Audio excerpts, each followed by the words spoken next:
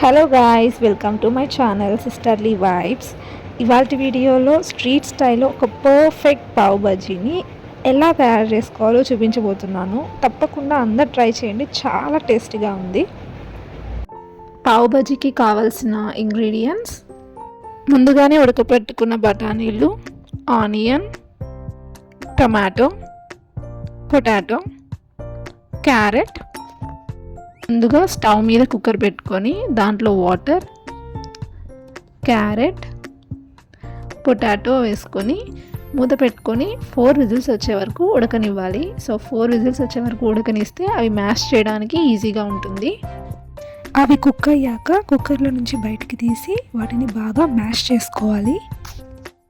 ఇప్పుడు స్టవ్ మీద ప్యాన్ పెట్టి దాంట్లో 4 టేబుల్ స్పూన్స్ ఆఫ్ నెయ్యి వేసి, నెయ్యి వేడెక్కాక దాంట్లో టొమాటో వేసి వేయించుకోవాలి. అలాగే ఒక కప్పు ఉడకపెట్టుకున్న బఠానీలు వేసుకొని బాగా కలుపుకోవాలి. మీరు కావాలంటే గ్రీన్ పీస్ కూడా వేసుకోవచ్చు. బాగా కలుపుకున్న తర్వాత దాంట్లో తగినంత కారం, గరం మసాలా, ధనియాల పొడి, ఉప్పు, కొత్తిమీర వేసుకొని బాగా కలుపుకోవాలి. తర్వాత దాన్ని బాగా మ్యాష్ చేయాలి. ఎంత బాగా మ్యాష్ చేస్తే అంత టేస్టీగా ఉంటుంది పావ్ బజీలోకి. తర్వాత స్టవ్ మీద ప్యాన్ పెట్టి 4 టేబుల్ స్పూన్స్ ఆఫ్ నెయ్యి వేసుకోవాలి. నెయ్యి బాగా వేడెక్కాక దాంట్లో కట్ చేసుకున్న onion, 1 chilli, ginger garlic paste వేసి బాగా వేయించుకోవాలి. ఆనియన్ బాగా వేగాక కారం, ఉప్పు, కొరియండర్ పౌడర్, గరం మసాలా, అలాగే ఇంతకుముందు మ్యాష్ చేసుకున్న పొటాటో, క్యారెట్ని వేసుకుని బాగా కలుపుకోవాలి.